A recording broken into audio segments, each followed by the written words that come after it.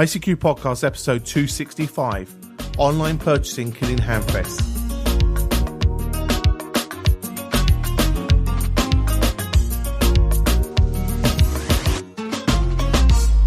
Well, hi everyone, welcome to this episode 265 of the ICQ Amateur Ham Radio podcast, supported by Stephen Barber, 2E0 Foxtrot Tango Victor, Dino Papas, Kilo Lima 0 Sierra, and Stephen Plummer, November 3 Romeo Tango Golf, and of course our monthly and annual subscription donors.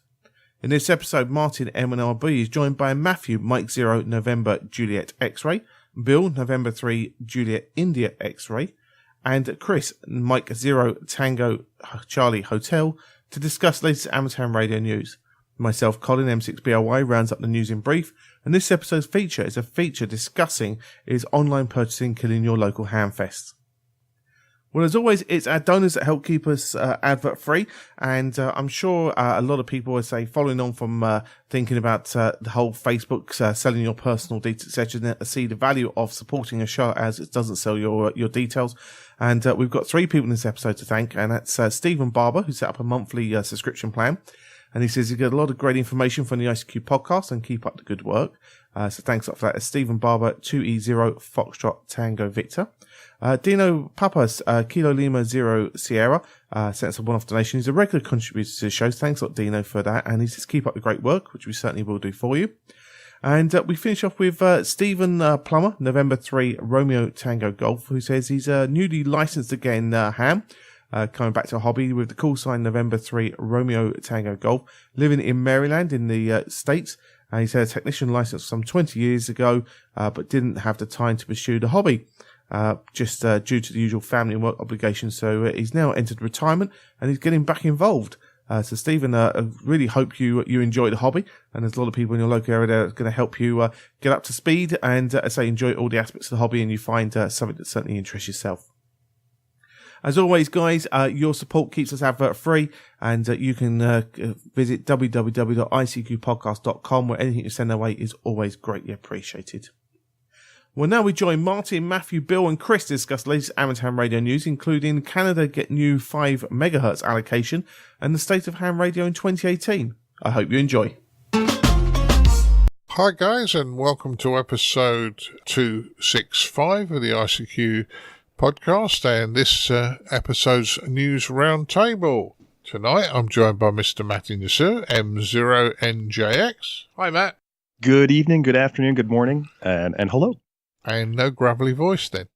No, I do apologize to the listener if I do kind of break up or I go a bit croaky. I'm just recovering from a bit of a cold, but I feel like I've got my radio voice on, so we'll see. We'll see how we go. Right, no problems. Also, we have Mr. Bill Barnes, M0NJX. Hi, Bill. Programming note. The role of Leslie Butterfield will be played by Mr. Bill Barnes. Good evening, Martin. And what's better is I can see Bill doing that as well, because he's got his video on. That's why only reason I turned it on. You enjoy yourself, don't you, Bill? I already miss Leslie. In case you're listening, Leslie, I'll pick on you in a month. Yeah. And, even if he's picking it, even when Leslie's not here. Yeah. Can't help myself. Yeah. Mind you, Leslie enjoys it as well. So Leslie can't make it, but the voice you just heard was Mr. Chris Howard, M0TCH. Hi, Chris. Hello, good evening. Yeah, good to have you. And as we just said, Leslie couldn't make it tonight. He's moving. And Edmund got asked to work, or kind of press ganged into working tonight. So they'll be back in about a month's time. Nice to have the three of you with us tonight. I'm sure we'll do it proud.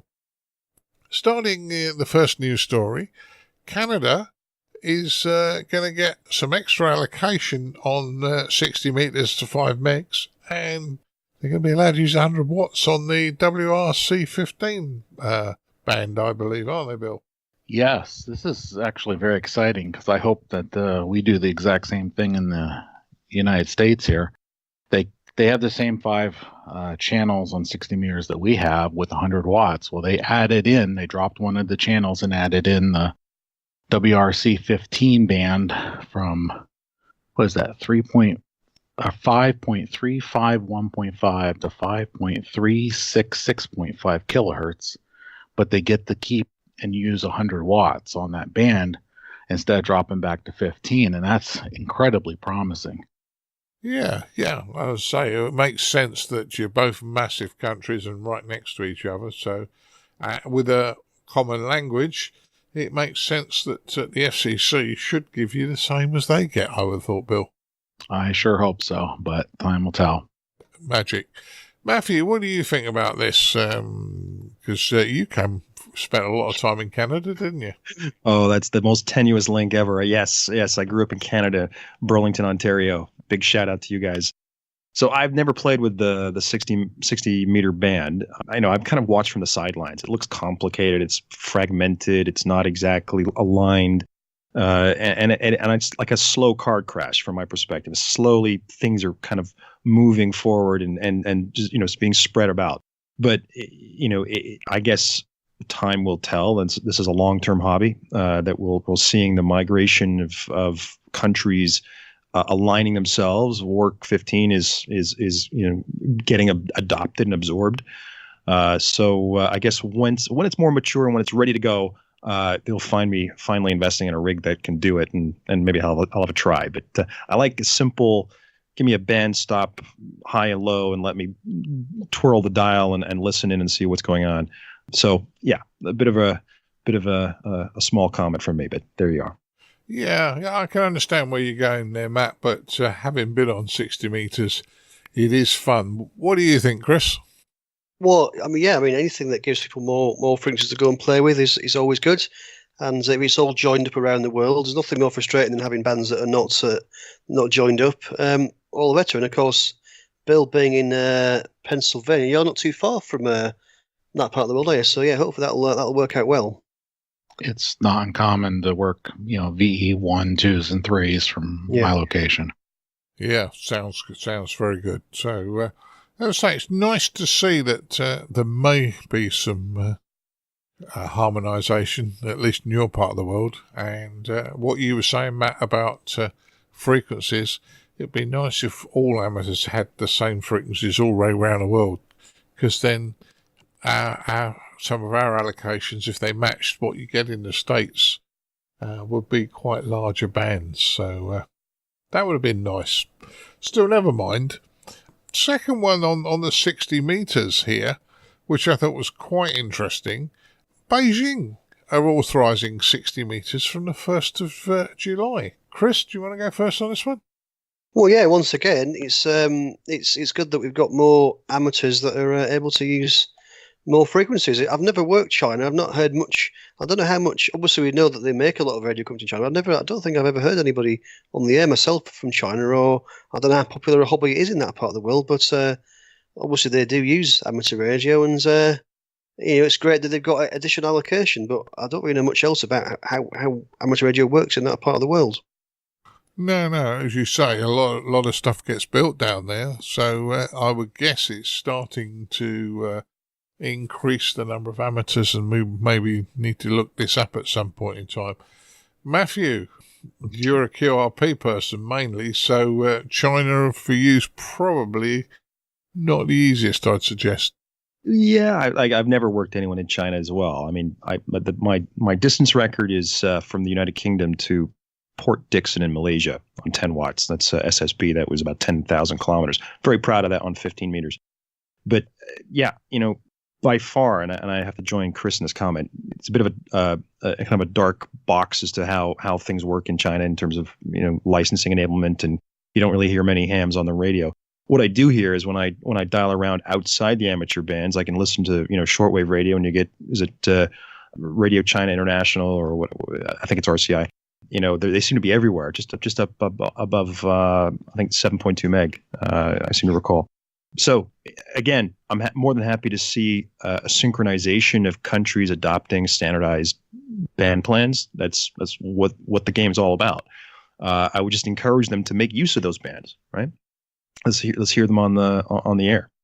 Yes, certainly. And I was going to be very naughty and say, well, I can make my Baofeng talk Chinese by selecting the Chinese menu. There's a lot of Chinese equipment on the market, so I'm being silly. Bill, you said this was going to be a mega DX opportunity for you because it's a long, long way away, isn't it? Yeah, it's about as far from me over the pole as it is for you. Searching the logbook, I actually never worked anybody from China. South Korea, yes. Japan, yes. Great radio wall, Japan. Because I think everybody in Japan has a ham radio license at times. No, I don't have anyone from India. I don't have anyone from China, and I don't have anyone from that. I do have one Mongolian station, but yeah, from here it's over to pole. So I'm not sure if that's doable on 60, to be honest with you, because of daytime, nighttime propagation stuff. But still, it's very good. It's very good. They get to use 60 as well. Yeah. Well, we never know when we might get down there, or the world seems to be shortening, and getting a new band, we might find some strange propagation. Certainly, if everybody has the same. But nice to see another country getting it. Moving on, 2018 State of Amateur Radio Survey. The results are published now. We talked about Dustin Thomas, N8RMA. He was doing this survey, and we suggested that you guys ought to have a go at filling in what you believe is happening. He's now just published the results. Some are quite fun, and it's in many ways, we could spend hours on this, can't we, Bill? Yes, this is actually I really enjoyed looking at the survey results on this one. I did take this survey, and I encourage everyone to go out and take a look at the results on this one, because it's interesting. It's just interesting because some of the questions I was like, not sure if these are what he's getting at, but the results were interesting for the questions, so I think that ended up being really valid. Of course, my favorite part is always the free-form comments, and he highlighted a few of them. The one I liked the best was, why did you get involved in the hobby? One of the answers was, a nagging friend. Now that, my friends, is a good friend. Certainly is. And there was some about partners and only doing it when they had to, wasn't there? Yeah, that was one of the questions. About other folks in your family that's also licensed, and why. Yeah, like the one that says, does your spouse participate? And one of the answers was not mullingly, 11.49%. So I think that's, one of the funny ones. Yeah, I'm glad that Mrs. Butler keeps quiet in the car when I'm on the radio, because some of her comments would bring some amateurs to tears, I'm sure. There's a certain amateur that lives not far from us, and everybody knows him. And don't give the call signs out, boys. But she's worked out our feelings. But over to you, Chris. Well, as you were saying, we could spend the entire, probably more than the entire episode, just talking about this survey. There's some really interesting results. I'm trying to pick a few out here. Certainly the one around the age range. So over 3/4 of the people that have responded to the survey over 45, over half are over 55. So, and that probably, a lot of these things, I suppose, for me, are not really a surprise, and there's not many things in here that have jumped out at me thinking, that's unexpected. So, certainly we are an aging hobby, I think, and this sort of bears out. And the results, of course, the results are all based on who actually responded. So, it might be that youngsters don't bother filling in hobby, don't have agency, or don't like filling in surveys. But certainly, that's what the survey is suggesting. So I'll kind of flip through things like clubs. So the response around, I'm a member of a club. I think the question was, do you belong to at least one local radio club? And the answer was 62.28% said yes, which is good. So clubs are an important part of the hobby. Quite a high proportion of people have attended Hamfests or swaps events. So that's 85%. That's quite high. So, but yeah, I mean, other things are things that you kind of expect. So the bands that are popular, 40 and 20 meters, 2 meters, are at the top there, and they're probably the bands I use the most, to be fair. So it kind of fits in. FT8 has got a section about digital modes. PSK31 is still top of the list there, but followed up by FT8. So FT8 certainly seems to be something that's taken off massively in the last year. So that's borne out in those results. I won't go through them all. I'll leave Matt to talk through a few as well. Or logging, that's the final one. So yeah, most people log with pen and paper still. Big swing on that one. So a big number of people that still use pen and paper to do logging. But I'll pass it over to Matt. I'm sure Matt's probably got some ones he wants to talk about as well. Yeah, thanks, Chris. So again, there's a lot of data to look at, and encourage you to take a look at the survey results. I think we'll put details about the location, the website, in the show notes, I guess, for this recording. And I've been a ham for officially 5 years or 4.5 years, and lovely time that I have had so far as well. But when I look at some of the survey results around duration of licensing, so the overall average years that have been licensed by the participants is something like 22.5 years. I think that's wow, that's a long time. It goes. I'm on year 27. Well, this is it. If your spouse is willing to participate, that average year licensing goes up to 27 or 27.8 years. It's a life hobby, and I was really surprised at that. I thought people kind of drop in, they drop out, and they there's always the old call sign guys, the guys who have been around since the 60s and the 50s and so forth. But really, there was there is a clear long-term commitment to the hobby. And in fact, the survey makes a distinction between years licensed and years being active. To be fair, the difference is within a couple of years. So if the average registered licensed holder is 22.5 years, then it's about 18.75 years being active. So you took a couple of years out here and there, probably a time when you had kids. The activities, what areas of radio do you enjoy? I think was one of the key questions. So DXing is the dominant part of the hobby. Construction's high up there. Digital modes was the third most popular one, and I guess that's not just because of FT8. I mean, PSK31 was the most popular digital mode in the survey. And I guess if you look at these survey results, you can always think, well, maybe some of the answers are a little bit biased because you're asking predominantly over 55-year-olds, because that's what the survey says the recipients or respondents came back with, and they're predominantly North American because that's again where most of the respondents came from. But if you step back and come away from the details of the surveys, no survey is ever perfect. No poll after an election is ever going to tell you exactly what's going on and all that kind of stuff. You really get a theme for a very rich hobby, long-term, very stable. I think a quarter of the respondents were actually under the age of 25. So, the inactivity of youth, and we talked about it on previous shows about getting the youth in and the proactivity of some of these youth groups and Discord group users to put clubs together.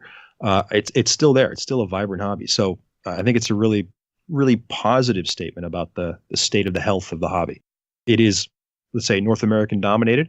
Let's try and make it at the 2019 survey even wider. So if you're listening in other parts of the world, let's make sure we can all contribute.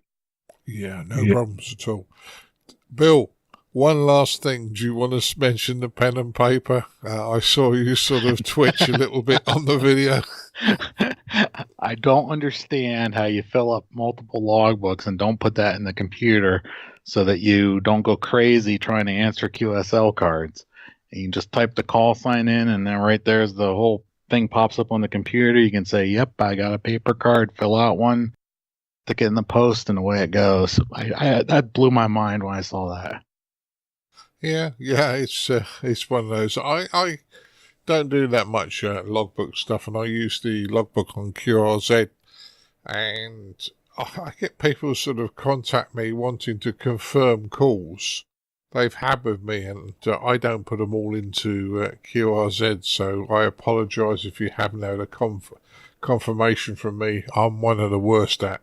But I don't know that many calls, so there you go. Anyway, as I say, really interesting survey, well worth a look, won't put you to sleep, and as I say, looking forward to next year, see what changes in 2019.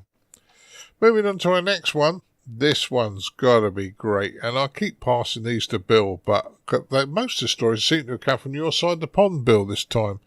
But the ARL reports that Brian Justin, WA1ZMF, has now made contacts on all 29 amateur bands. Well, that's got to be impressive, I've got to say, even if you're talking right... I mean, he's talking right up to 24 gigs, isn't he, Bill? That completely blew my mind. Brian Justin, WA1, Zulu Mike Sierra in Virginia.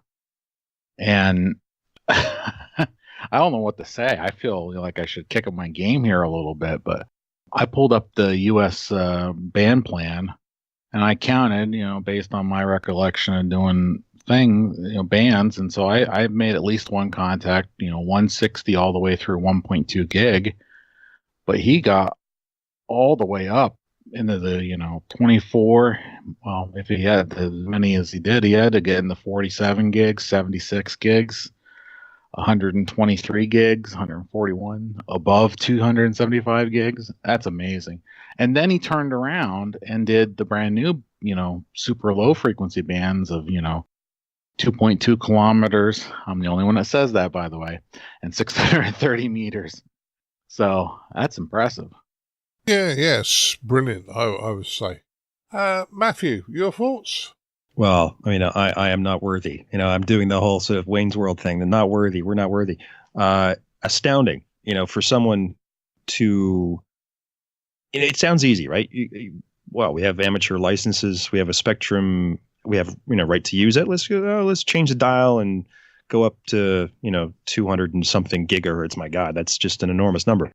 And the technical change of the equipment and the antenna and the theory of electromagnetism really changes. Playing around with on CW with a little Pixie transceiver on 40 meters or something. Okay, that's one part of the hobby, and that's probably the easiest access, simple theory, simple equipment, simple components. When you get to the high-end stuff, you can't really buy it. You have to make it, as he talks about in his article. I think he mentioned he actually made a couple of radio sets up in the high microwaves in order to give it to another guy to operate the other side of the QSO. And so the technology, the theory, the sheer willpower to do this, and I'm sure he really enjoys it. And he's done world records. The ARL article talks about world records, distance records over, 240 gigahertz bands and stuff. Absolutely fantastic. An inspiration, really an inspiration to have a go at the hard stuff in our hobby. Yeah, I mean, as a club, we had Chris Woodmarsh in about a year, 18 months ago, and he's had a contact on all of the microwave vans that we're allowed to use in the UK.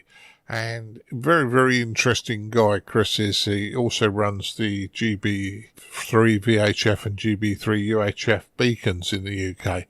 But absolutely interesting. He was saying that one of the little diodes they used for transmitting, it was so small that if you sneezed, you'd lose it. And they cost £50 a go.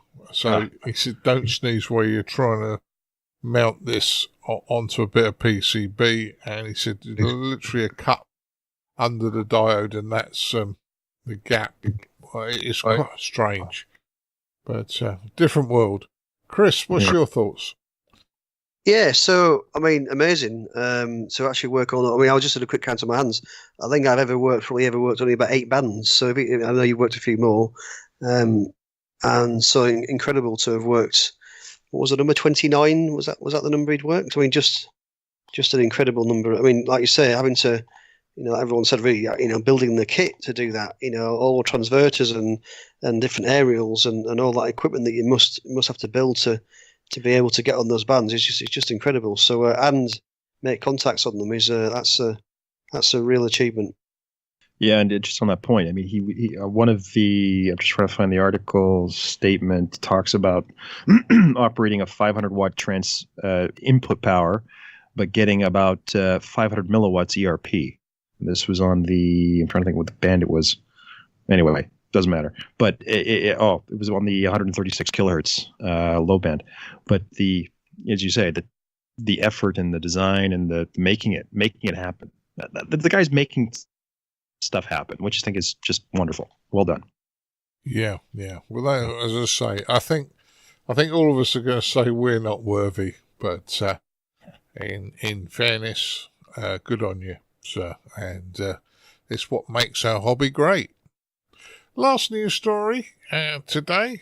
We mentioned a few weeks back about an article being published in the Sunday Times and complaining about that an amateur was ruining Wi-Fi, and which was obviously really stupid.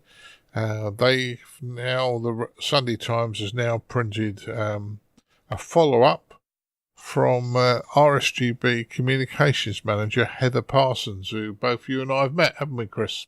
Yeah, we have. So, yeah, it looks like they had 2 letters in response to that particular. I think it was originally like a legal clinic or legal type, feature that they run in the newspaper, and they were getting advice from a solicitor or a lawyer about how to deal with their neighbour that they perceived were causing issues with the Wi-Fi. And they've had 2 letters in, one from Paul Mooney and the other from Heather from the RSGB, and they basically both said, look, this is complete rubbish, basically. So, good on them, and good on the Times for actually, printing these. So at least that's, helped to balance things out a little bit. Yeah. Well, this is what we were talking about earlier, wasn't it? Fear, uncertainty, and doubt. If somebody doesn't understand, they don't want to look stupid, and they go off on a tangent. And it's only when people do know, like Heather and us amateurs, that hopefully we get to educate the people. Yeah, and in fact, the letters that actually don't just say it's rubbish, they actually say this is more likely. They've actually given some actual really useful advice about, perhaps asking people to keep a record of when they're transmitting. See if that correlates with the Wi-Fi problems, and Heather's suggesting that actually the real reason, or the common reason for Wi-Fi problem, is actually just because you've got lots of people in the area that are using Wi-Fi that are all sharing the same channels. So, some actual positive, or not just saying it's rubbish, but actually giving some practical advice as well. And secondly, and Bill would know about this, kids on the Wi-Fi playing games, watching YouTube and that sort of thing. I should imagine if you're anything like Colin, you get hammered at home, do you, Bill? Yeah, actually, Colin and I have been sharing notes. He has the problem a little bit better solved than I do. I mean, I have quality of service turned on at home to cut the kids off, so that they don't take up the whole bandwidth. But like last night, I mean, I'm on a cable modem. 50 meg down, 5 meg up cable modem. Where it goes from cable to fiber, I'm wiggling my fingers in the air that no one can see. But it's down at the beginning of the development on a pole, so that everybody in the development is sharing one connection, even though each one of us gets, 50 or 100 or 25, depending on what package you pay for. Last night was a great example. So kids are trying to watch TV program for bedtime, and it's rebuffering, and I'm on my Wi-Fi checking the phone and stuff, and I go downstairs and I'm like, okay, I just need to reboot everything. So I unplugged the wireless, unplugged the cable modem, unplugged the router, plugged the stuff back in the correct order. Everything came up, ran a local speed test off of one of the machines I have there. Everything's fine. I'm getting the correct Wi-Fi and that stuff. Although I'm starting to notice that 2.4 gigahertz Wi-Fi channel congestion in my neighborhood starting to become an issue, because there's only 3 non-overlapping channels in North America: 1, 6, and 12, or 11 or 12. 1, 6, 1, 6, 11. They're not overlapping. And there's neighbors all have 2.4 gigahertz Wi-Fi. Well, anyway, everything looked fine. Went back upstairs, kept rebuffering. So then I ran a speed test to the actual cable provider, and sure enough, it's not anything on the wireless. I'm plugged in right to the back of the cable modem with the PC. It's the connection upward. So next month they're bumping our plans up. Mine's going to, I think, 75 meg and 7 meg upload or something like that. And then hopefully they'll upgrade our bandwidth coming out of the when it goes to the fiber optic connection. But anyway, point being is, I think Heather's dead on here. It is almost, in my opinion, without even taking a look at it, that's the most common likely thing to be occurring is, oversubscription in the neighborhood. Not exactly sure if they're using what they're using, if it's a DSL variety, a fiber variety, or a cable variety, but that seems to be, my instincts when I first read the article. That's what I thought was going on. Yeah. Let's just say that's the thing. The general public don't see that.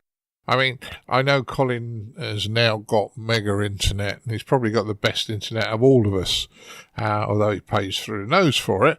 But up until I'm jealous. Yeah, I am too. But up until the time they put it in, I mean, he had literally nothing. When we first started this podcast, Colin could record the podcast in Ireland, no problems at all, and perfectly okay. And then suddenly Ireland discovered Netflix. And yeah, it really was. Ireland discovered Netflix. Everybody started streaming video, and Colin's connection just died. And that's a wired system. So wireless is usually about a quarter of the speed of a cable system. So it could be quite rough. Matt, we've waffled on long enough. Oh, sorry, Bill, go again. Yeah, one quick comment. Right now, I'm located at a higher education institution in northeastern Pennsylvania.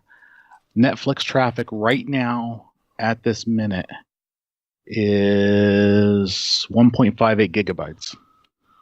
Right. And it's in the afternoon. It's not even evening yet. Yeah. And is that what the traffic on your campus, or?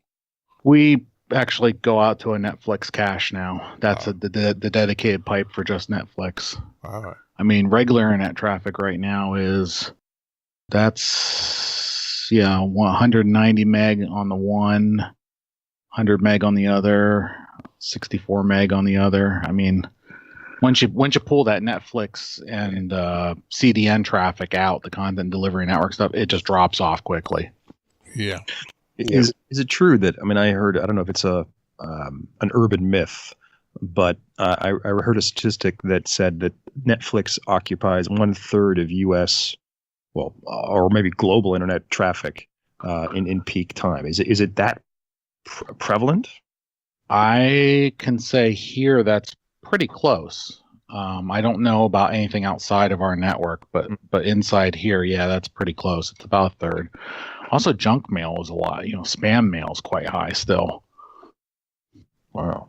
Okay. But we're shipping the email off campus first to get sanitized because that just dropped the traffic like crazy to a service. I can see us getting onto a net neutrality conversation if we're not careful. Oh, don't get me started on that. All right. Well, let me chip in with my 2 pence worth on this story. So it seems like we repeat the pattern a lot about programs or public facing media, whether it's a TV show or newspaper article that kind of points the finger at amateur radio and says, here's a hobby. This guy's got this thing in the backyard and the cancer rate in our neighborhood's gone up. Or it's because, my Wi-Fi is getting, slowed down, and it's because of this guy's antenna.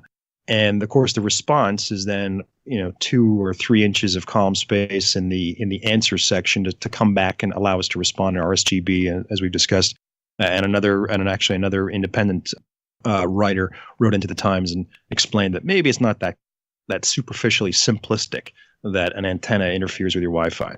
There are other causes. But what probably antagonizes me most is where we, as in the amateur hobby, we think that there are issues with local Wi-Fi, VDSL networks, and so forth that are interfering with the noise floor in our piece of the spectrum, right? So what do? We do the appropriate thing. We go through, at least in the UK, this was a news article we had a couple of months ago. We went to Ofcom. We had them do a bit of a survey. They checked 3 locations. They said, there's no problem. No, it's not. It's not significant. Even though the RSGB and Radcom, the official RSGB magazine, did seemingly more information and research about this, and did show, issues of noise floor. But we did that. That's internal to our hobby. It wasn't very publicly. It didn't make the news. Didn't make the newspapers. Didn't make a TV show. But when you flip it around and you think that the Wi-Fi is getting interrupted because of amateur radio, then of course it feels like a much more public statement and bottles us as an obscure and selfish hobby, which is consuming at all costs in an irresponsive, radiated kind of fashion our hobby of radio and impacting others without due care and concern and cause. And that's what kind of annoys me, that there's this duality of we try to do good and we try to respect our boundaries and we expect others to do so. And then the flip side is you can be very, very casual with a sweeping statement about there's an antenna in the backyard of some other guy's house, therefore he's the cause of my Wi-Fi. And it's just left out there in the public. And maybe I'm ranting at this point, but I do feel that we can take our moderate and controlled tones and the responses that Heather Parsons had done for the article, saying, probably not the case, and welcome them in to say, let's find out what the problem is. You keep a log of your Wi-Fi issues, and he'll keep a log of his transmissions, and we'll work out a solution. But I just don't like that double-edged, perspective of the same problem, if that makes sense. Yeah, I know what you mean. The one that gets me just a tad, and this is just a tad on my part, and sounds like somebody's sending us text messages. The one that gets me is down the fact that, in the nicest possible way, and Heather's done a great job trying to explain to people, yes, it's not us and we're the good people in this. But in fairness, how many people are going to read a "we're not the bad guys" story? If it was, they'll read the "amateur radio kills Wi-Fi." That's something, or they get all stroppy about. But how many people will actually have bothered to read the follow-up? And if they haven't bothered to read the follow-up, unfortunately, there will be loads of people still in ignorance going forward, and there isn't a way out of it. No, that's the nature of any say newspaper that prints a story and gets it factually wrong in some way. The apology is on page 18 in a small comment by the editor, right? It's hidden, and you probably don't get that far. So the damage is done with that initial statement. It's the same. Yeah. Right. Okay. So I think we've done that one to death. And thanks Heather for taking the time of writing to the Sunday Times. Here. Yeah. All amateurs appreciate that. So thank you, Heather.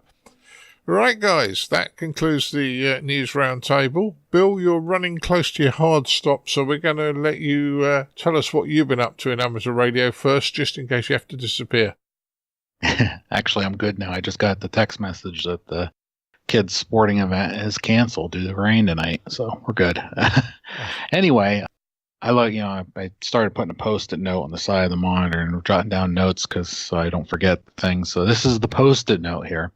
So I did chase some SOTA stations since the weather kind of broke and it's kind of spring in Pennsylvania. And I say kind of because it's been really weird this year. 70 degrees one day, snow the next day. Very unusual. But anyway, I worked a couple SOTA stations. I didn't get out yet. But I also did work Liz, K1LIZ, on April 19th. She just got her mountain goat on April 14th after 13 months of activating. The reason, aside from the fact that, this is 1,000 activation points and all that's amazing. She's actually blind. So I can't imagine how she did that. She had help, but even then it's amazing accomplishment anyway, in addition to, and I just wanted to say, hey, great job. And that's really neat. Other things that I did is I got a Morty kit the other week. It's a tiny FSK kit for doing RTTY FSK keying with an Arduino. The idea being is you avoid the whole issue with the timing and the jitter and that kind of stuff from modern serial ports not being really to specifications anymore. Yes, I already built my own years ago. I've been using. But the kit was neat because basically the size of an Adreno Nano, which is the case around it and the appropriate jacks put on it, it went together real quick. I put together in about 15 minutes, and the thing works fine. So I'm very happy about that. So now I got spares. It's always good to have spare equipment. And finally, I'm sure everyone does this. I mean, you buy a kit or you buy a board to build something, and it sits on the bench for X amount of years until you finally dust it off and go, I should really put that together. Well, last year I ordered an antenna analyzer board from the Ham Radio Workbench podcast guys, and I actually started it finally. That's kind of funny. And once again, that thing went together pretty easy. I'm just waiting for the DSS module I had laying in the junk box was the wrong kind. I didn't check that, so I had to order another module. So that's on its way from China, and then I'll get that and finish that up. And I already have the Adreno programmed. I have it tested. I got voltage where it's supposed to be. I just got to wait for the DSS module to plug into it, and then I'll have a rolled your own antenna analyzer, which will be kind of exciting. That will change a few things how I work on antennas then, at least.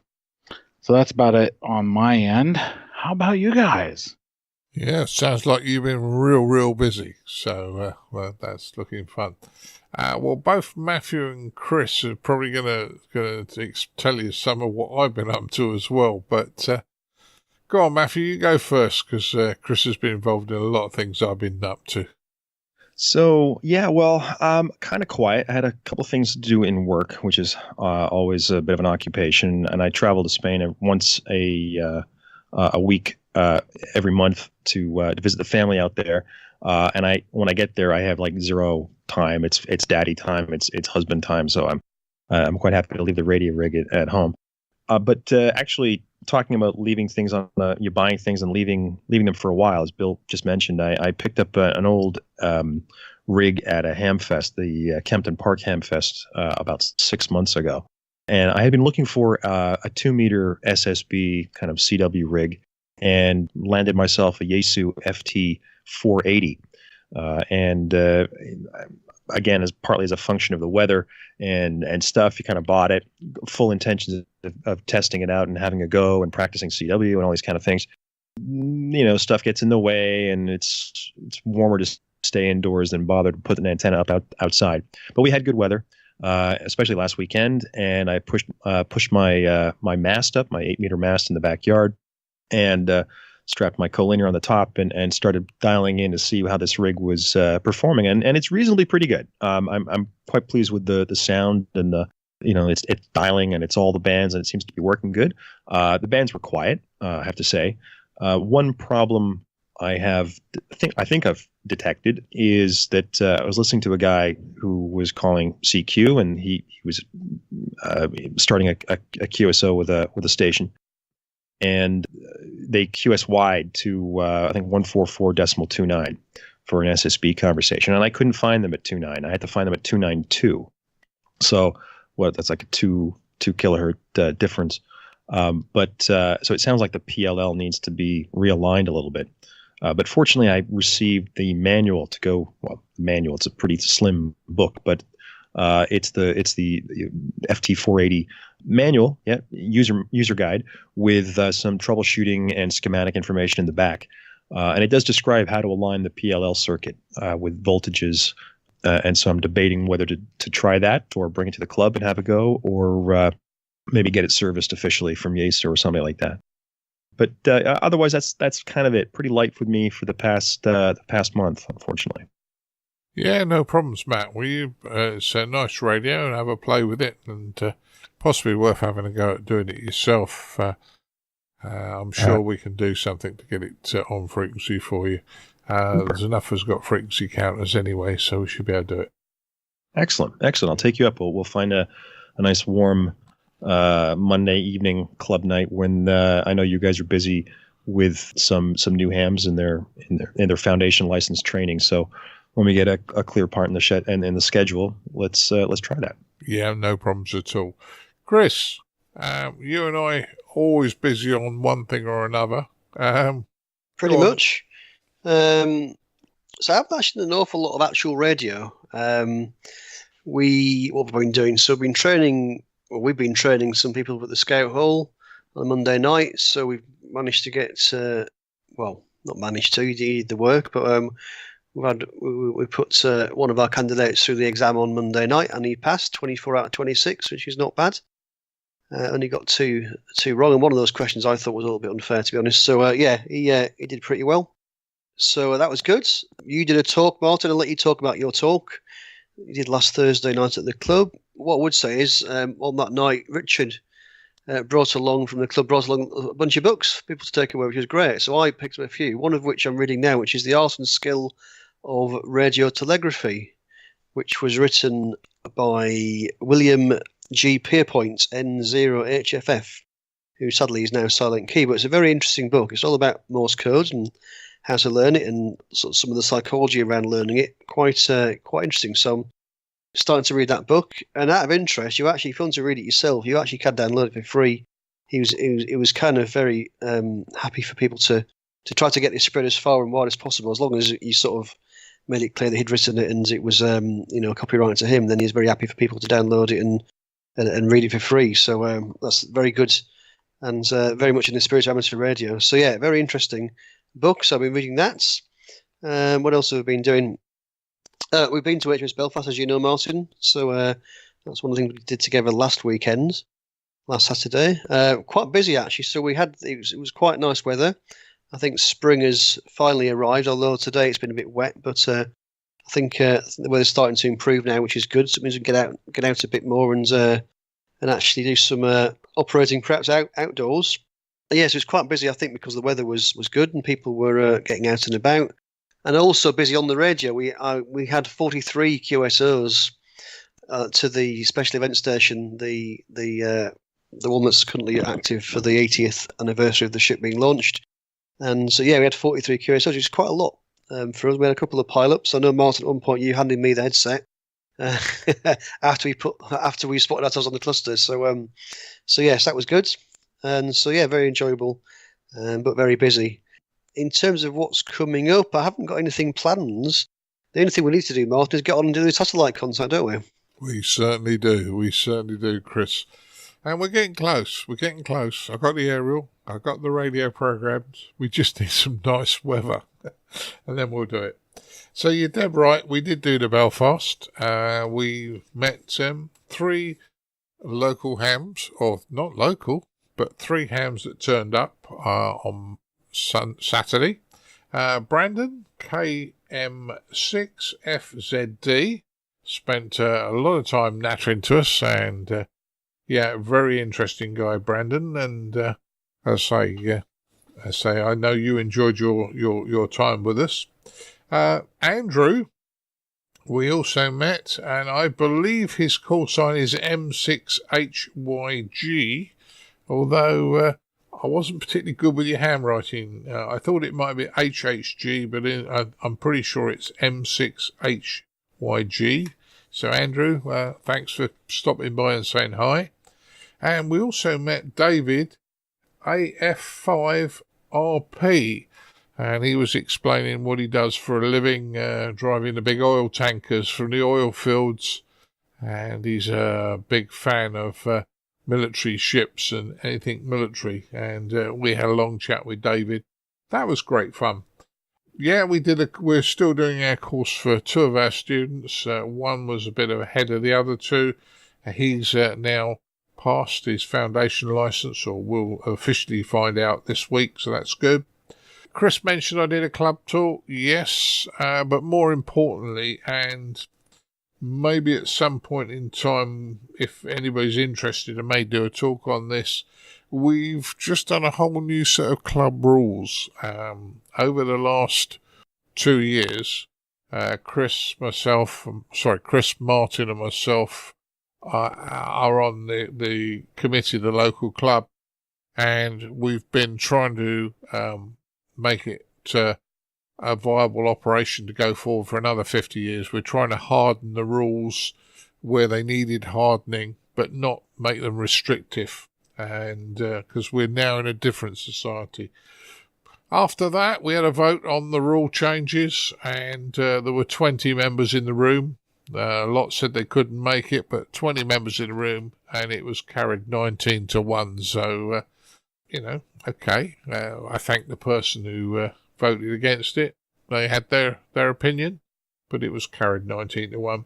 And then I did a short talk on the BitX, a bit about the history of the BitX and how Farhan had developed it in India for the Indian market of the third world, and gone through and just brought people up to date right through from the original BitX that you made on a bit of copper board, dead bug style, right up to the current micro BitX.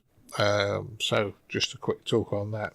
And the only other thing we didn't have is George was supposed to be coming to meet us on the Belfast. Well, I was hoping he was.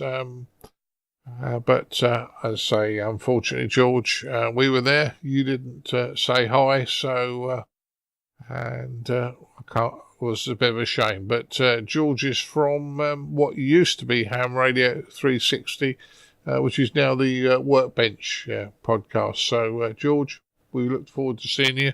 Unfortunately, you didn't manage to be there when we were on the Belfast. So kind of that's mainly what I've been up to. Not a lot of radio as such, although I did make a few contacts on the Belfast myself. So I did do a few, didn't I, Chris? You did okay, Martin. It just suddenly with that wall of sound, that sudden that pile up where it's not something we experience often, is it, Martin? But when we experience it as at the wrong end of a pile, if you know what I mean, just that wall of sound, just trying to pick up that one call sign or part of a call sign. It's interesting to be on the receiving end of that, to actually kind of appreciate that it's not an easy task trying to sort of manage that amount of contacts at once. So, but we got there, so we have to sort of listen really carefully, just try and pick out something and go back and just try to manage things. And to be fair, everyone was well behaved, and I think we worked everybody in the ends that wanted to work us. But yeah, just picking out a bit of someone's call sign and going back, and everyone's patient and waits for their turn, and that's good. That's good operating. So it worked out pretty well. Yeah, well, my only problem, and I keep on about this, is that I have a notch in my hearing. And when the pile-up hit me, I just couldn't make a head nor tail of what was going on. I have to struggle quite hard sometimes to hear certain frequencies, and I was just being hit with a wall of sound, and I couldn't make head nor tail of anything. That's why I passed it over. But that's another story. Okay, well, at least we've been active, boys. So I'd like to thank the three of you for joining us.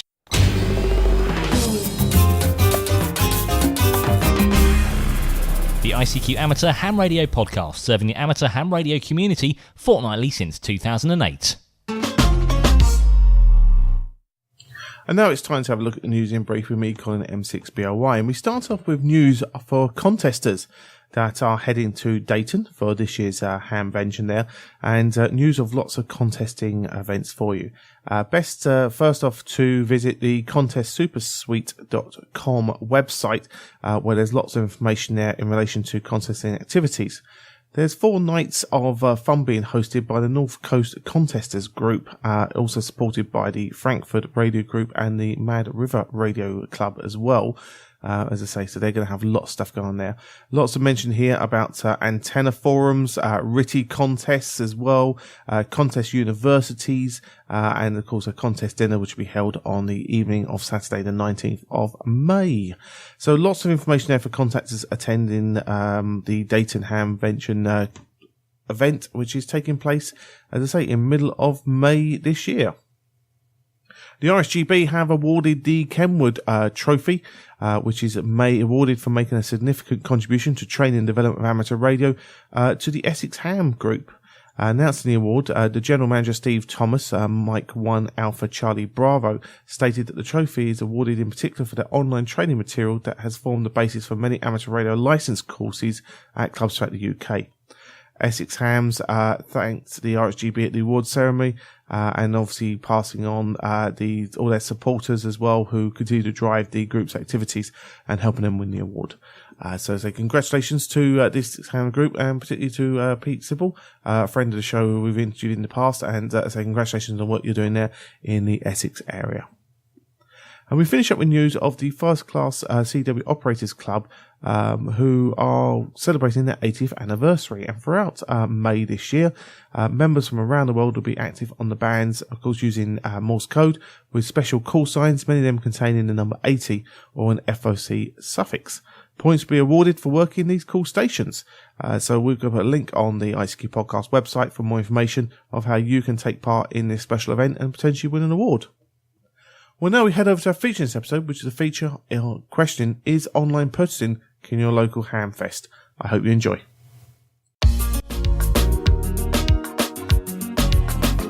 And now what you've all been waiting for, this episode's feature from the ICQ podcast.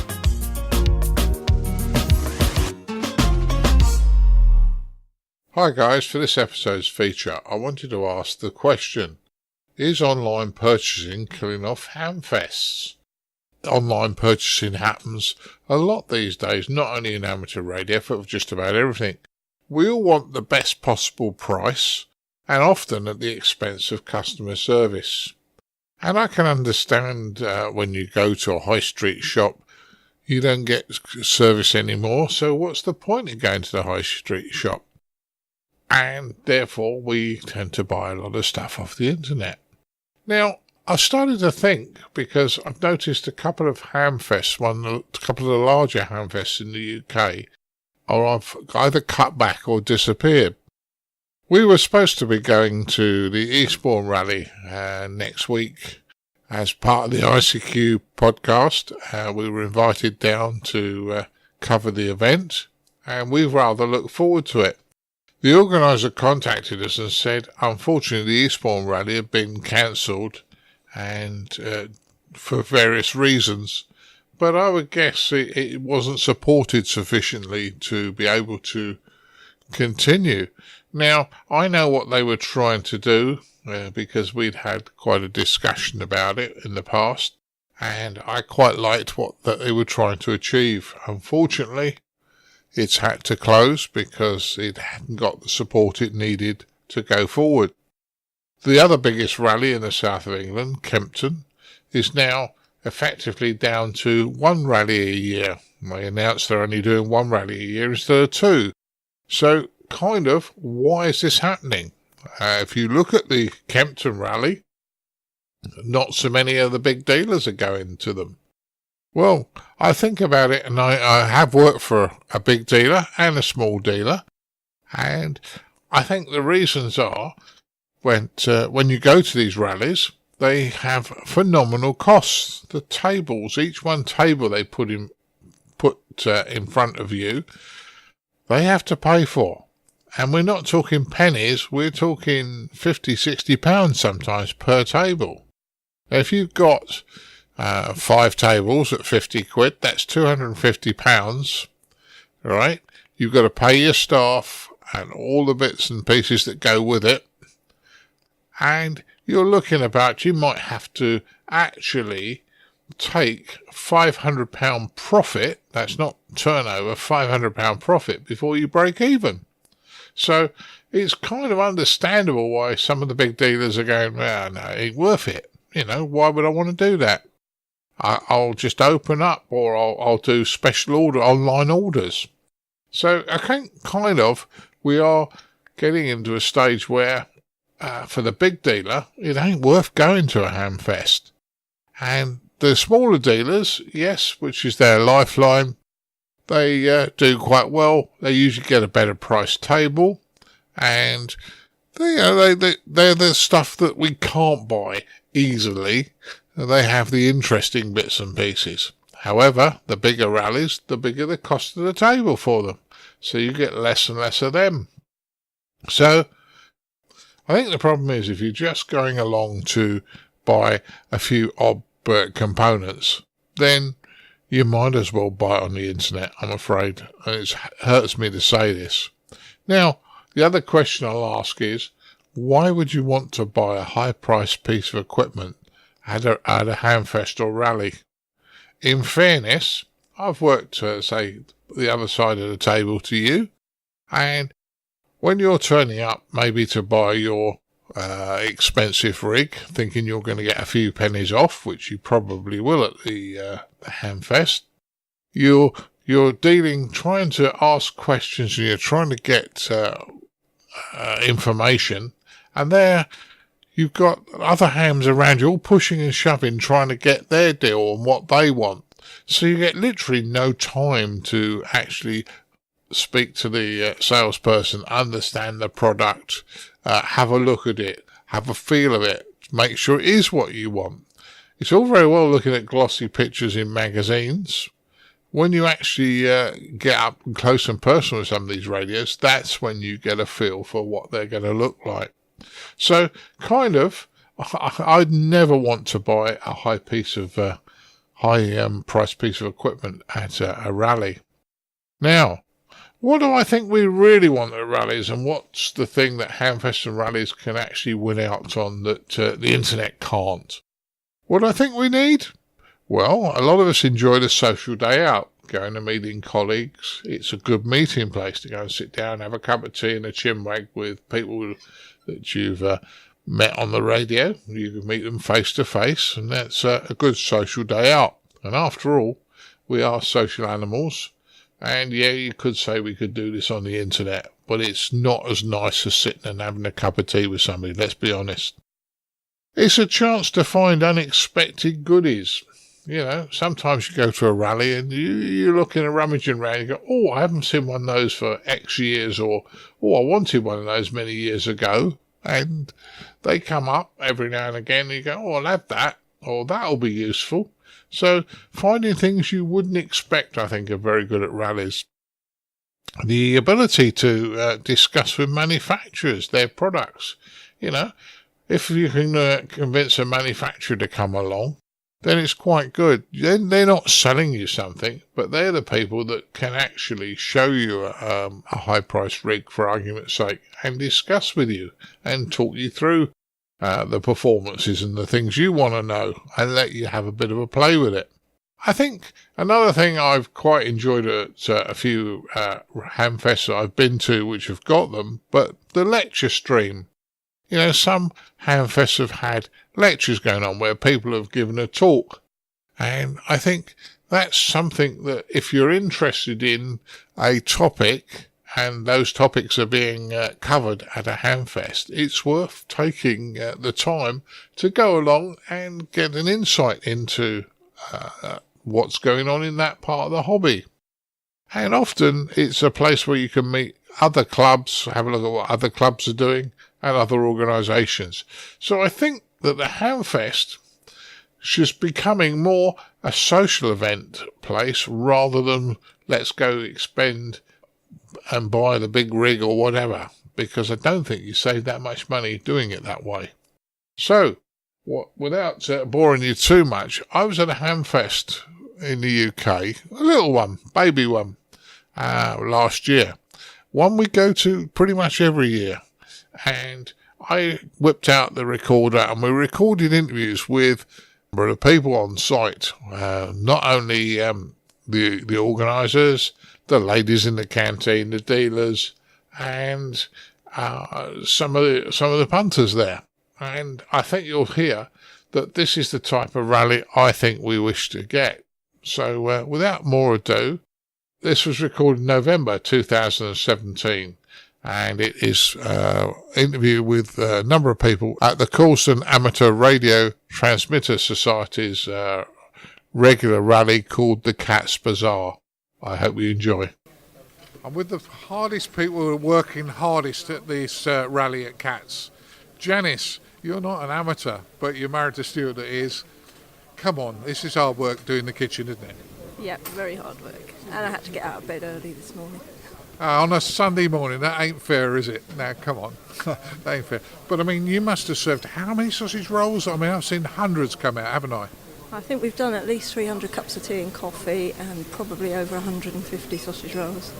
Yeah. So all in all, what a massive amount of work you guys do. There's three of you here, and there's three ladies. Yourself, Janice. Yeah, that's right. And Wendy and Prue.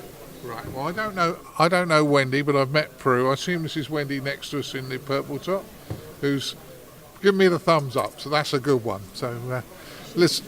She's been dragged in by her husband as well, because she's not a radio amateur either. So us radio amateurs have a lot to answer for.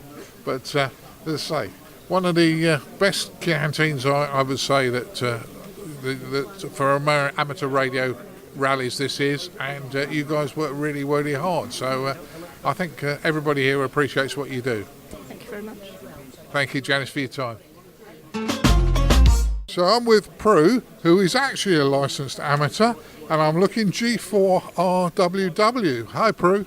Hello, this is Golf 4 Radio Whiskey Whiskey. I'm just being interviewed to say that I've been doing this refreshments for CAT, Schools and Amateur Transmitting Society, for 40 years plus. 40 years plus, Prue. I tell you, every time I come to this rally, I get a nice smile from you, Prue, and a lovely cup of tea. So it really makes it worthwhile. Thank you very much. And we always sell out of our sausage rolls. Yeah. Janice says you sold about 300 today. Oh, I think we've sold a lot of things, yes. Beautiful, wonderful. And Jim and Barbara have been a great help as well. Of course, they run it as well, and they've been doing it as long as I have, I believe. Nearly as long, yeah. So that's good news. And as I say, guys, if you come into the Cats Bazaar, one of the highlights is certainly your tea and coffee, isn't it? Of course it is, and long may it continue. Yeah. And it's thanks to the amateurs that come along and all the sellers, the buyers, everything. The whole day is just geared up for it. Yeah. Great success. Yeah. Well, thank you very much for that one, Prue, and we'll see you again next year. Right, we're sitting in the canteen here at Cats Bazaar, and I've managed to get Mr. Raffle on one side of him, and I'm the other side, and we've cornered him. He's one of the organisers, Mr. Stuart Barber, G6CJR. So how you doing, Stuart? Very well, Martin. Glad to sit down. I bet you are. Well, I spoke to your lovely lady Janice, who's been busy in the kitchen today, and they seem to have had a really busy day. This rally's going really well, isn't it? It is. We've had around 200 people through the door. We've got around 30 traders, and all in all, it's been a good day. Yeah, and this is the second year at this venue, which is a lovely venue, and the rally seems to be growing year by year now. It is. It's a nice, spacious venue. Lots of daylight, lots of room. Previous venues were a wee bit tight, sometimes tight on safety, and this one's great. Plenty of room to move, nice big restaurant, and plenty of space for people to mingle and just have a chat over a pasty or a sausage. Yeah, sounds good. And as I say, yeah. So, any plans for next year? Well, we have a plan to try and invite a few smaller traders, maybe BHI and people like that. And the plan is just to fill a little bit of the extra space with a bit of variety. Yeah, so that's good. And as I say, well, we thoroughly enjoy coming every year. There are actually 3 ICQ presenters in the hall today. Mr. Rothwell's here with me, Martin Rothwell. Matt is just behind us. Matt's just behind us. It's we come here because we enjoy it, Stuart. Well, I think everyone comes to, they make it an annual social event, and everybody meets up. We meet other members of other clubs and just continue the hobby and spread it. Yeah, and one of the new things you've done this year was to have a raffle for a Dmr Rig, which was quite a nice idea, I thought. It's probably kept people here a little bit longer. Yeah, I think it has. That was the idea of Terry, G4CDY, and the raffle, I think it was an MD 380. And hopefully the person that, we know the person that won it wanted it, and hopefully it'll give someone an added interest. Yeah, so very good. So thanks for that, Stuart, and we'll be back again another year. Thanks, Martin. So I'm with some of the guys that I've known for a long time, and a few others I'm not so sure on. But always pleasure to see you, some of you. Now, you guys have travelled quite a long way. No, not that far. No. Reading we come from. It takes about an hour, I suppose. Yeah, an hour's drive. An hour's drive. Two of us in one car. That's a good idea. So going round for the table for call signs. There's Dennis, G4 KWT. Very good. Yeah, KWT. Jonathan M0NJX. G8NXJ. And you're Ian, aren't you? I am Ian. Yeah. Yes. And the gentleman I don't know next to you. No, you don't know me. Wally, G7FHN. Okay, nice to meet you, Wally, for the first time. Now, what's the highlight? What brings you to this rally? We've been coming for quite a while. I was introduced to the rally by Tony, the HBD. He brought us along years ago, and he said it's a really good rally, and it was.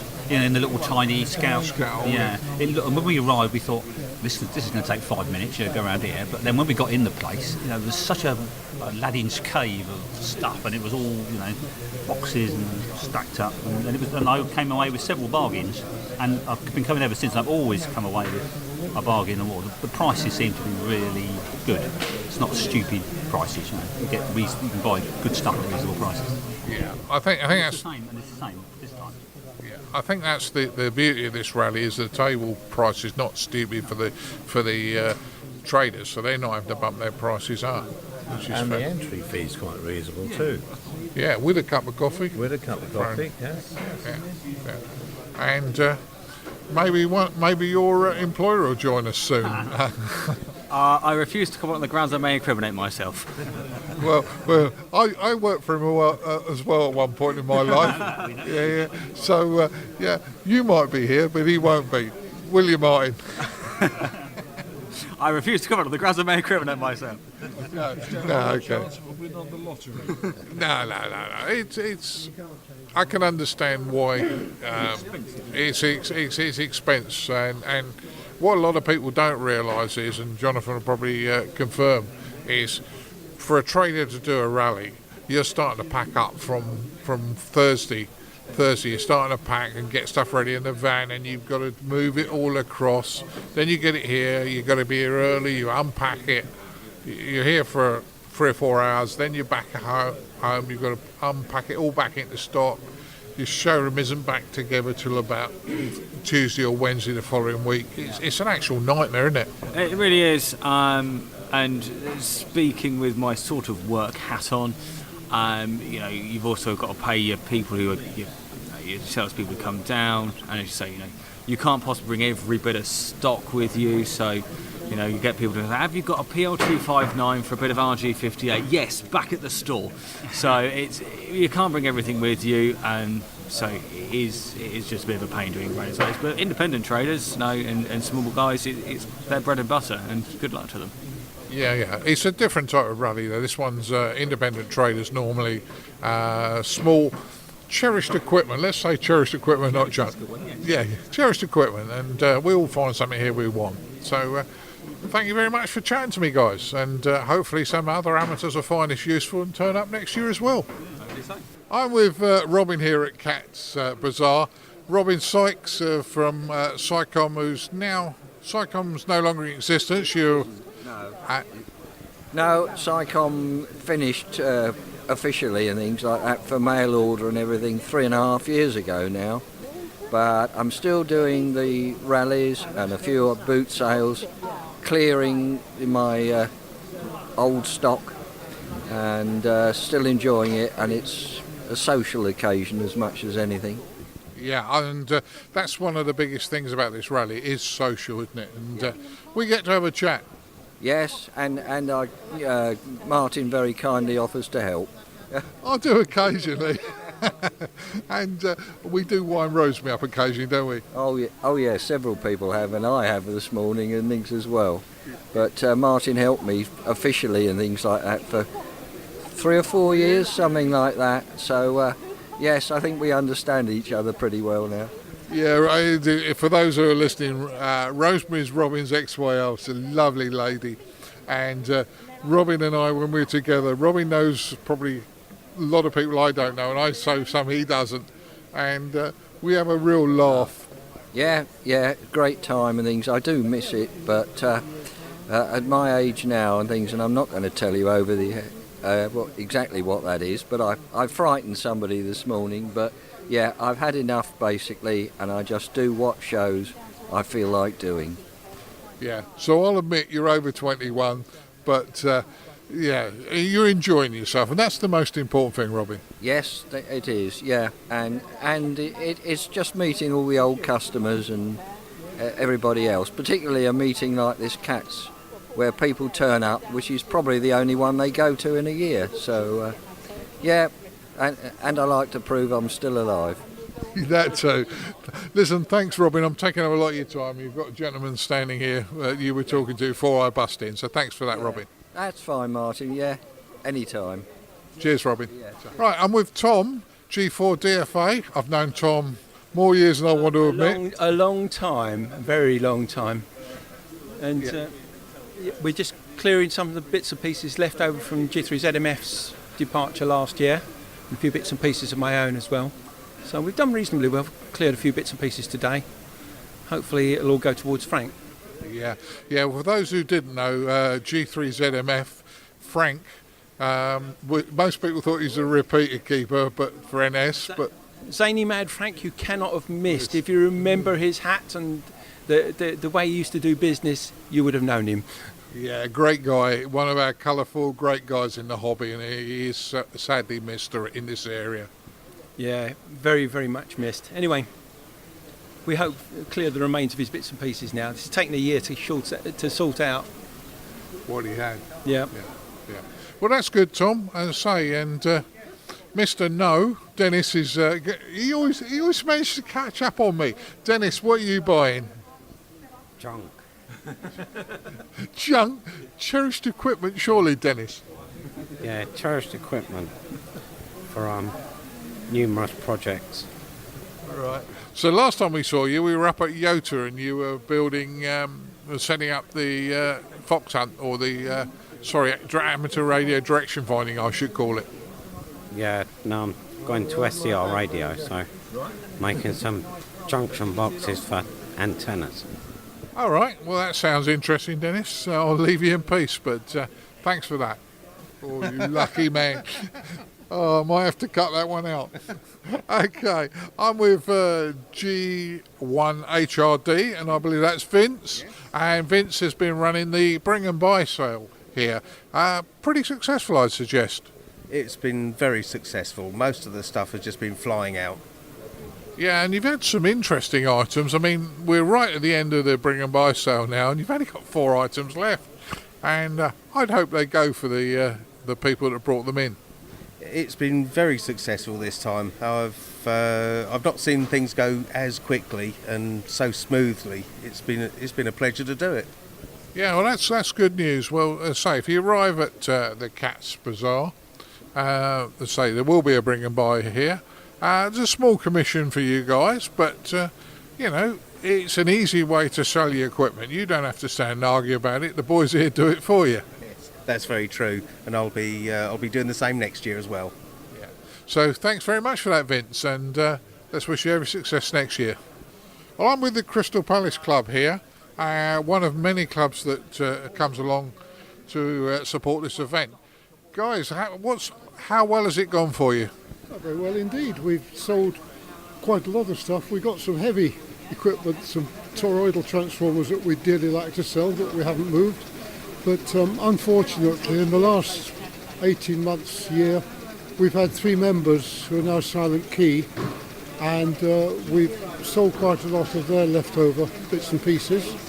So I don't know how much we've made, a couple hundred, something like that, so we haven't done too badly.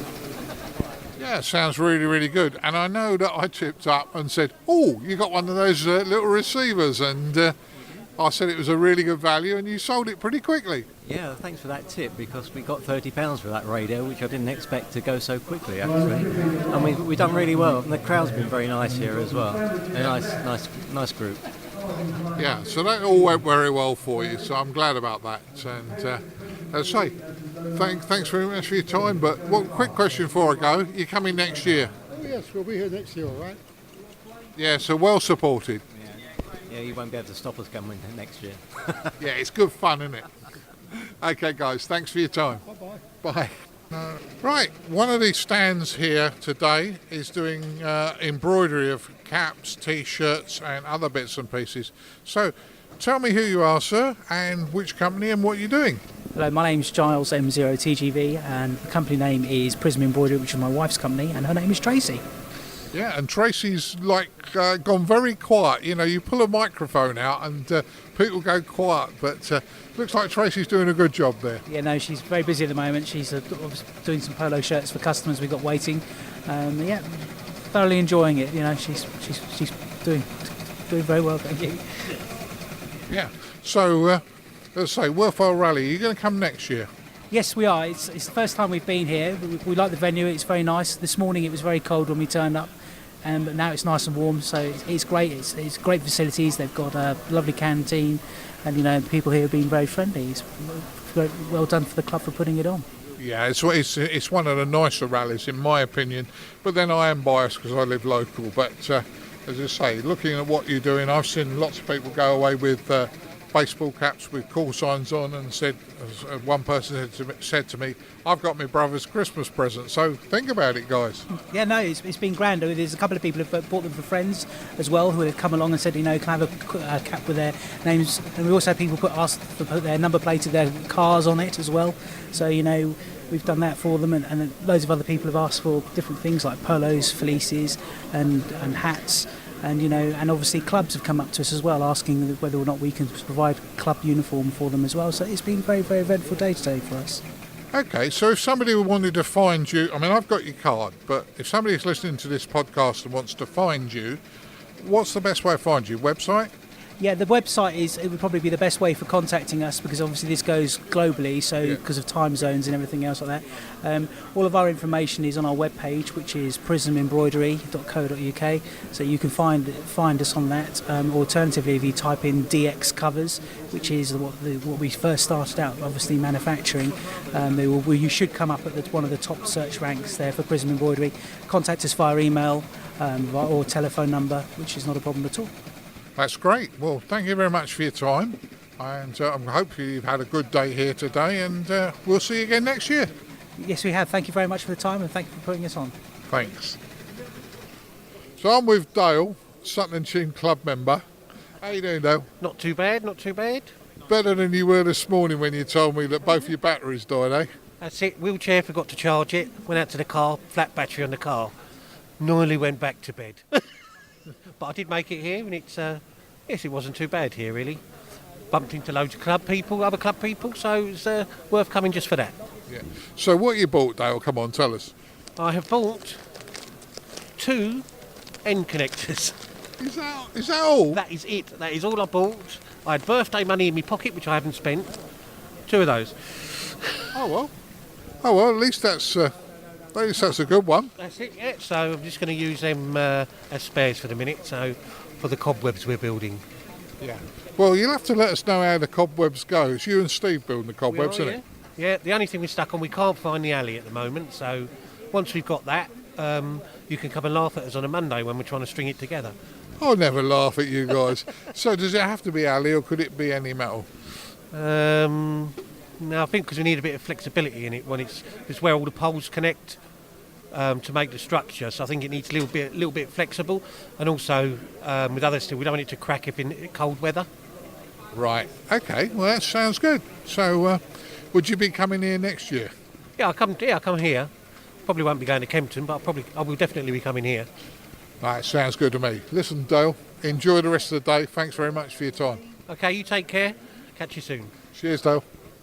So in the main hall with Andy G0KZT, and Andy's one of the main organisers. We spoke to Stuart a little bit earlier, but now caught yourself, Andy. How do you think the rally's gone for you today? I think it's been an excellent show. We've had a good number through the door. Traders are all happy. The RSGB did the raffle for us, and the prize winner's quite pleased with their prize. So, from our point of view, for our 40th year, I think it's gone extremely well. Yeah, and it's the second year at a new venue. the sun's shining. It can't be all bad, can it? No, the sun's always a bonus. But yeah, the venue is a popular venue. We're very pleased with it, and we'll be here next year. And we'll see what we can do to make maybe the bazaar a little bit more better. Maybe get some manufacturers along, or some small dealers, and just make it slightly bigger. But we don't want to get too big, because I don't want to become unpersonal. I think it's quite a good little venue where people come and meet and greet and have a sausage roll and a cup of coffee, and everybody seems to be quite happy with it. So why change it? Correct. And so I've interviewed the ladies in the canteen, and Prue and Janice, and they work really hard, but it really makes the rally, doesn't it? It does, but there's other people that have helped as well with the club, from the car parking to the door, the bring and buy. Obviously Stuart and I have been meeting on a regular basis to plan it, so there's a lot that goes behind the scenes, but at the end of the day, this is what we're here for, and we're very pleased with it. Yeah. Well, say thanks, Andy, for that. I know it's a quick one, but thanks for that, and we wish you every success in following years. You're welcome. We look forward to seeing you next year. Will do. Thanks. In conclusion, I still believe that big national rallies in your home country, or rallies like international rallies like Dayton and Friedrichshafen, are important and are very, very useful to go along to. I'd also believe that the smaller rally, like the one you've just listened to, are certainly worth attending, and we will be attending that one yet again. I think I've been going to that one by the Coulston Amateur Radio Society for the best part of all my hobby. So, guys, I hope you enjoyed. Keep your amateur ham radio podcast advert free by donating less than a length of coax. Visit www.icqpodcast.com/donate now. For all the news, links and information, visit www.icqpodcast.com. Well, here we go now on the final run, wrapping up episode 265 of the ICQ podcast. Great feature there, Dad. Certainly very thought-provoking there regarding this online purchasing killing off the Hamfests, and I'm sure that will trigger off some thoughts and debates there amongst our listeners. As always, we'd like to thank our donors that keep us advert-free, and this episode we thank Stephen Barber, 2E0 Foxtrot Tango Victor, Dino Papas, Kilo Lima 0 Sierra, and Stephen Plummer, November 3 Romeo Tango Golf, for their donations. They keep us advert free, and as I say, after you see all that stuff at Facebook about them selling all the information, etc., this model of supporting the shows you enjoy where they don't sell your information certainly, I believe, has a future. Well, Dad, it's not just donations we get as well. We also get some nice comments as well, and this time from LinkedIn, don't we? Yeah, we certainly do. Gary Matthews sent me a nice little note on LinkedIn. He said, "Loving the podcast, Martin. Really helps me find my feet again with amateur radio," with a nice smiley face and gear. So, yeah, nice one, gear. And no call sign, but he's from the Cambridge area. So, yeah. Always nice to get feedback, Colin. Exactly so. Now, so it's not only LinkedIn you can find us on. You can also find us on our website, icqpodcast.com. And, of course, remember the donation section on that website if you'd like to support us. The Facebook group and the Facebook page are there as well for you to find that latest news and information, what's going on. And also our Twitter handles, which at M1MRB and at Colin Butler. And what else we got as well? LinkedIn, Twitter, Facebook, website. Oh, the other one as well, guys, you might not know this, you can also get now the podcast on Spotify. Go to the podcast section on the Spotify app and search for ICQ Podcast, and you can get the podcast via that app if you so wish. And of course, I'd like to thank Matthew, Mike 0 November, Juliet X-Ray, Bill Barnes, November 3, Juliet India X-Ray, and Chris Howard, Mike 0 Tango Charlie Hotel, for taking part in the roundtable in this episode. And I think that just about finishes up our notices for us on the show today. So that's about, I think, everything done. Tick boxes all the way through, apart from this last one here. Make a cup of tea for Mrs. B. So I think I have to hand that one over to you, Smurf. You certainly do. And yeah, I think the feature is thought-provoking and could generate some discussion. Right, well, she'll be in a minute from work. That's the problems of working shift systems. But let me go make Mrs. B a cup of tea and find her a biscuit. and make sure she's happy when she comes in from work. Well, as we're going to install again in a fortnight's time. 73's on and continue to enjoy the hobby. Yeah, 73's, guys.